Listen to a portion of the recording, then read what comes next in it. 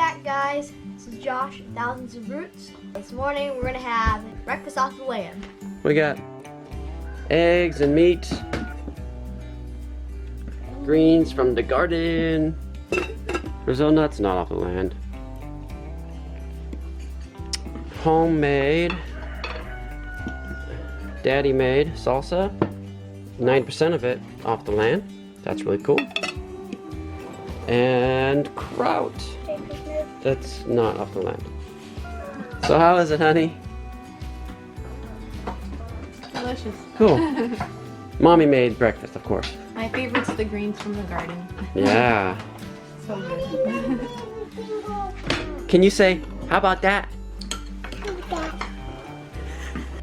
It's looking like some great weather today for doing some outside projects on the homestead. So we're kind of going to divide and conquer today. Kip is going to be working on the pond, seeing if he can knock out a little bit more of that today. Then the children and I, after we get through the morning dishes and milking and all of that, I'm hopeful that we're going to have some time to work on planting our new swale. It's going to be quite a process. It's about a 70-foot long swale, so it's going to take years to develop the whole thing, but I'm excited to get some of the first main structure in today, the trees. I don't know if we'll get them all planted, but we're going to plant as much as we can. We also have a few seed starts for our fall garden that we're going to hopefully get in the ground today. We'll see. Unfortunately, some kind of little critter took out most of our beets, and so I ended up just restarting them from seed, keeping them protected in trays, and so we're going to plant out those and a few other things for our fall garden if we have time.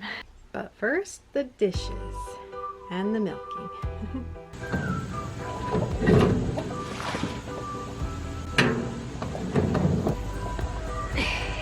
Hey guys, while my mom's doing the dishes, I'm gonna be getting some stuff we need for planting the swale.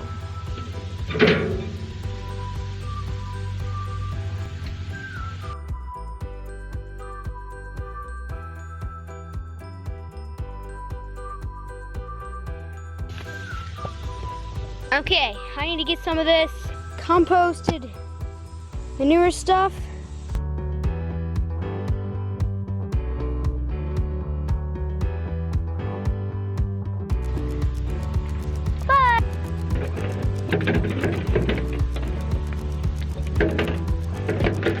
Now I'm going to grab our trees to plant. Here's the trees. Sorry about the generator in the background, but here's the ones I'm going to carry over.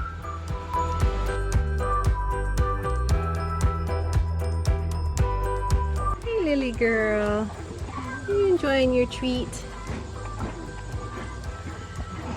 Dishes are done. Now the guys are getting the milking done. Josh on this side and Peter Bug over there. So we're just about ready to head out to the new swale and start getting some trees planted. Are you gonna help us plant trees, Middle? Maybe? So yeah, let's plant some trees.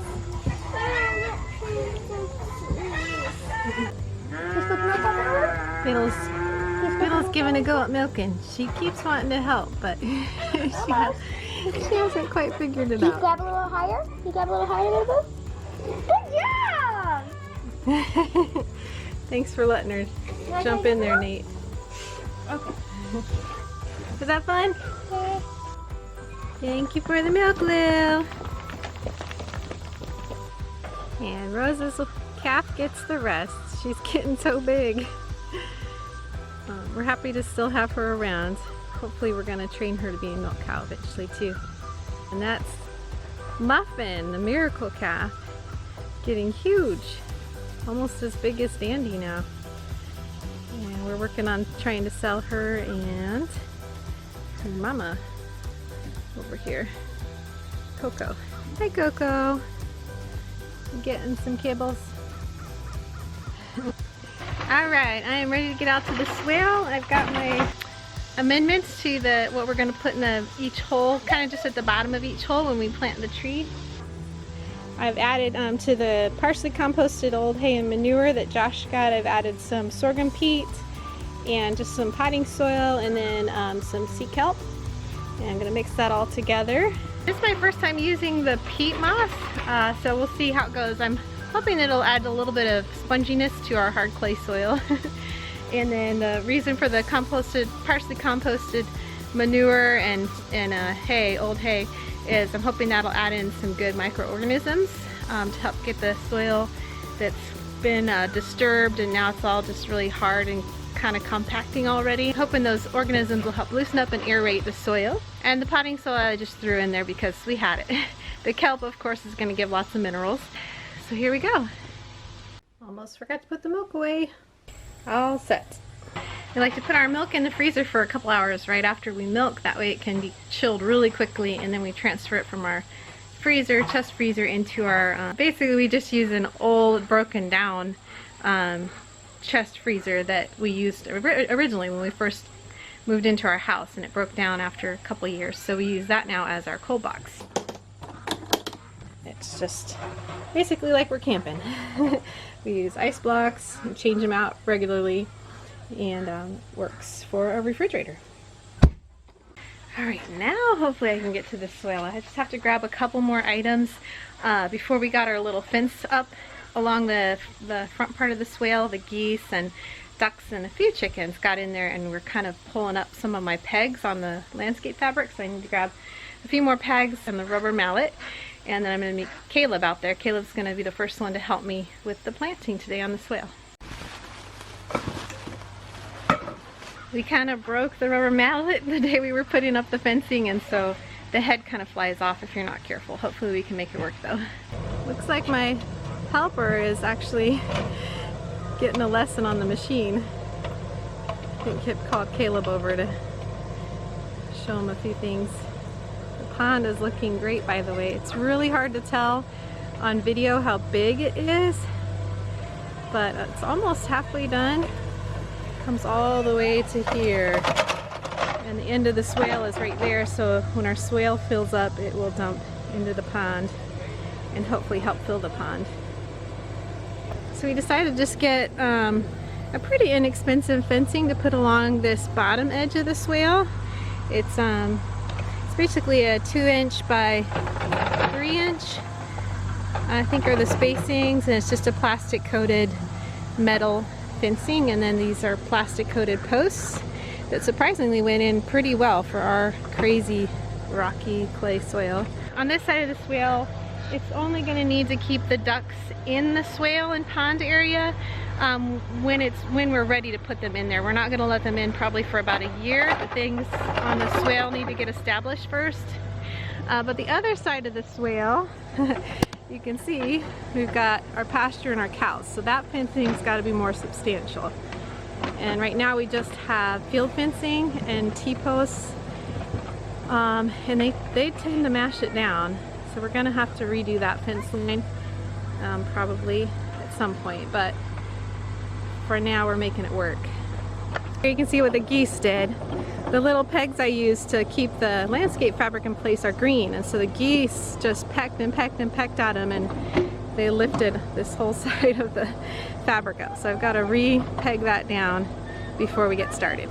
I had to go switch the camera battery real quick. Okay, now I'm getting back to the swale, but on the way I just wanted to say a quick note about fence lines here in Missouri. You probably can't tell, but this is a fence line. And it is just impossible. The weeds are like 6 feet tall, I think. And it doesn't matter if you, like we weed eated in the beginning. In the early spring we could keep it weed eated, but it's just a complete absolute jungle here. If you have animals, of course, cows or sheep or goats on one side or the other of the fence line, they'll pretty much keep it clear. But if you don't have animals, if it's an inside fence line like around a garden space and there's no animals, then that's what it ends up looking like by the end of summer. So here's what we did with the swale to prevent that for the future. We put our fence line on the edge of the landscape fabric, so there's about a foot of landscape fabric between the grass and weed area and the fence line, and we're going to actually cover it with hopefully a thick layer of wood chips, and that will hopefully make our fence line stay tidy and maintenance free, at least for a while.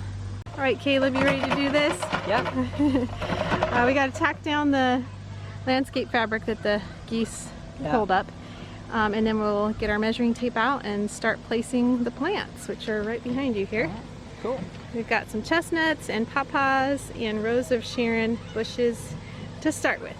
That's going to be the first few plants. Cool.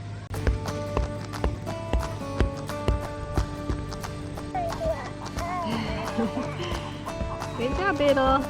Helping out. Okay, we got the landscape fabric pinned back down. Caleb's checking for weeds in the pots. We measured out. We've got 3 pawpaws going on this swale, 2 on either end and 1 in the very center. 2 chestnuts, Chinese chestnuts, and those are going to be about 35 feet apart from each other, just in from the pawpaws. Then we're going to have a couple rows of Sharons, kind of in between the chestnuts and the center pawpaw, and eventually some mulberry as well. It's so bright out here. I think we're getting these trees in the ground none too soon. They are not liking being in the pots. Some of them have been in pots for over a year, so maybe even longer. I think this Chinese chestnut's been in the air even longer than a year, so it's starting to show signs of stress. So I'm really glad we're getting them in the ground. Yay! This soil is actually really nice, guys. Kip did an excellent job just getting the topsoil onto the mound here. At least in this area, it's mostly topsoil and like hardly any rocks. That's like unheard of. All right, we're gonna just pour a little bit of our amendments down in the bottom of the hole. Put our tree in, put a little bit more around the edge, and then backfill with all the soil. Alright, cool. Watch out, Biddle Boo! We got a hole dweller. We gotta put some stuff in the hole.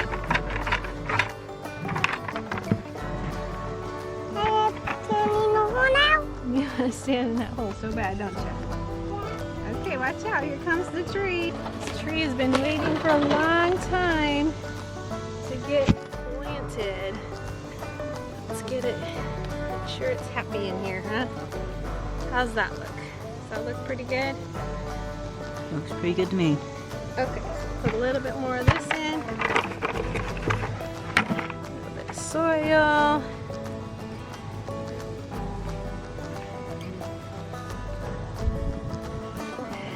You helping stamp that down, Biddle Boo? Just press it a little. Little feet.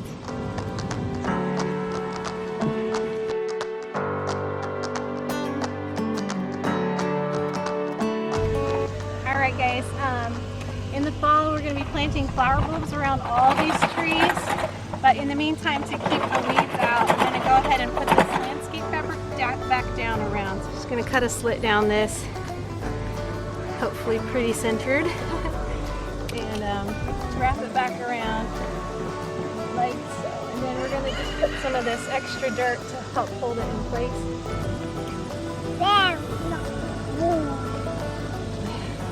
Is there a lot of worms, Biddle? Do you like wormies? Biddle Boo, do you like worms? Yeah. I don't want to eat the worms. Nope, don't want to eat the worms.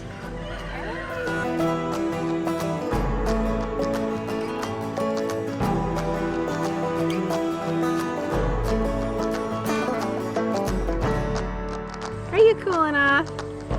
It's not a super hot day, but warm enough to get wet, huh?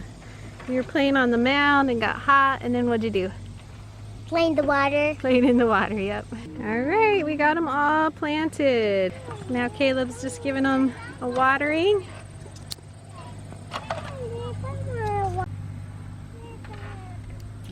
And it looks like Esther Pie's helping with the watering as well, down there.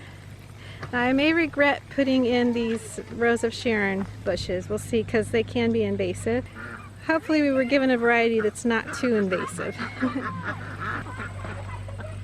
Thanks for helping, Esther Pie. You're welcome. I think these are going to be happy now. What do you think? I think they are too. No longer sitting stressed out in pots. What do you think, Jay? You glad we got them in the ground? Me too. Alright guys, I think we're going to have to wrap up this vlog here. We didn't get out to the garden yet, the kitchen garden. Still have some transplanting out there, but I'm really glad we got that swale started. Thanks for all the help. You're welcome.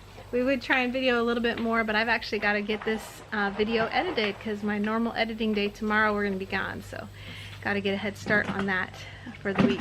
Thanks so much for joining us again today.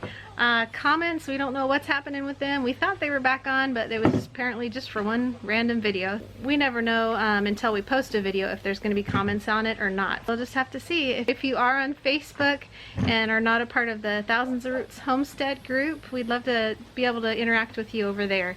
We pray blessings over you and yours, and whatever you do, Do it with your whole heart. So Josh just fed the mantis to fly. Let's pick up the gun.